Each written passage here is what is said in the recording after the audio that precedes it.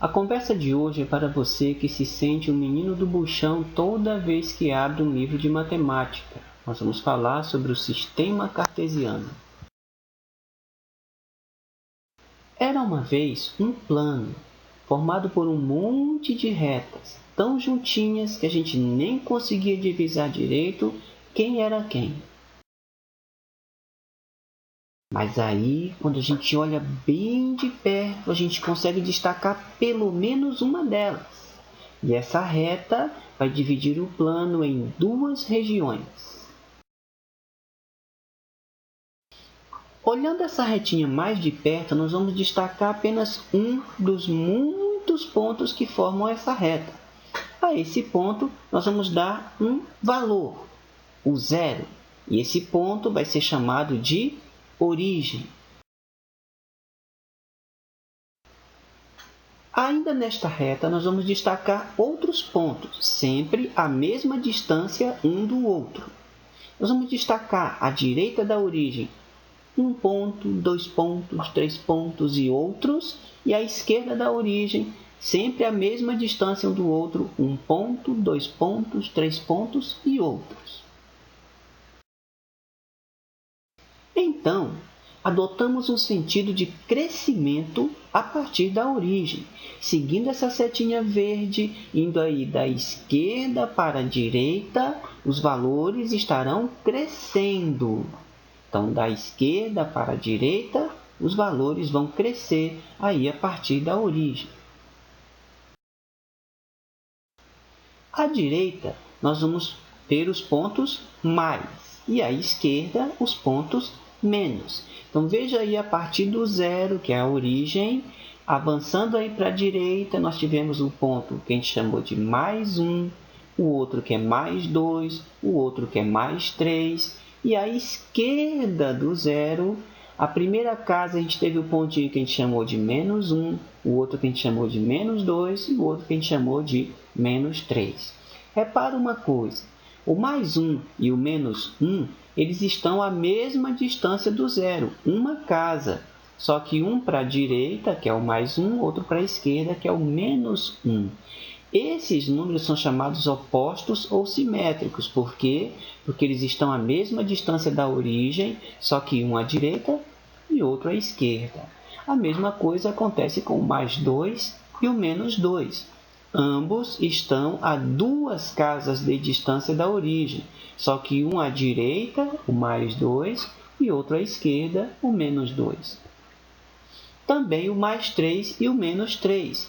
Ambos estão a 3 casas da origem, que é o zero, só que um à direita, o mais 3, e outro à esquerda, o menos 3. E assim surgiu o eixo das abscissas, que nós vamos chamar de eixo X. De modo semelhante, criamos o eixo das ordenadas. Basta pegar o eixo das abscissas, que é o eixo X, colocar ele em pé e trocar o nome dele de X para Y. E você vai ter o eixo das ordenadas.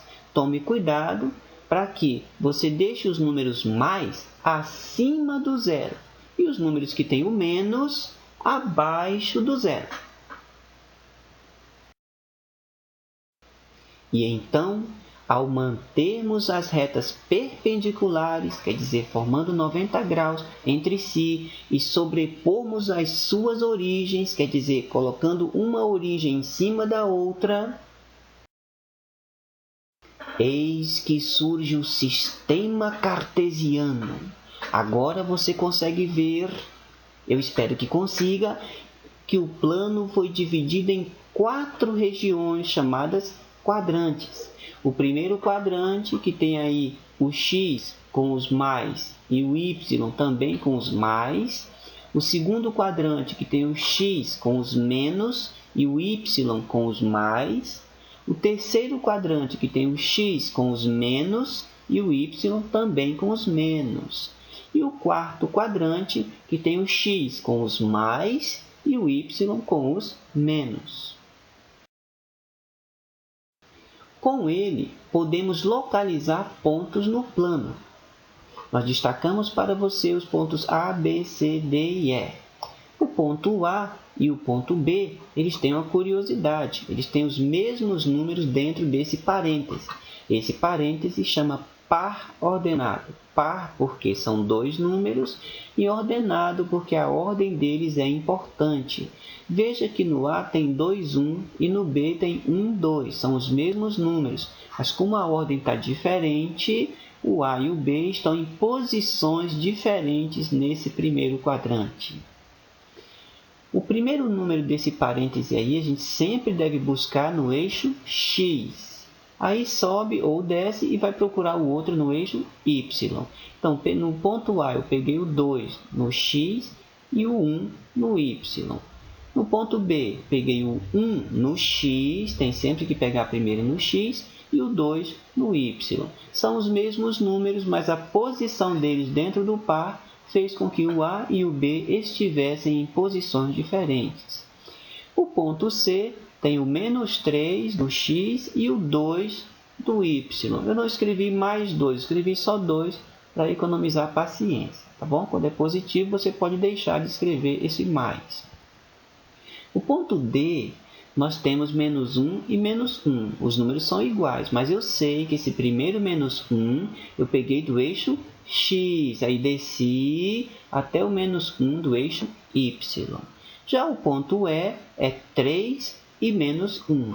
3 que eu peguei do eixo X, desci até encontrar o menos 1 do eixo Y. Assim, os pontos A, B, C, D e E estão com as suas coordenadas escritas e nós podemos então localizar ou identificar esses pontos no sistema cartesiano.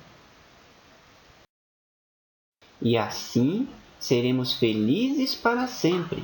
Nós conseguimos agora localizar os pontos no plano ou marcar esses pontos no plano.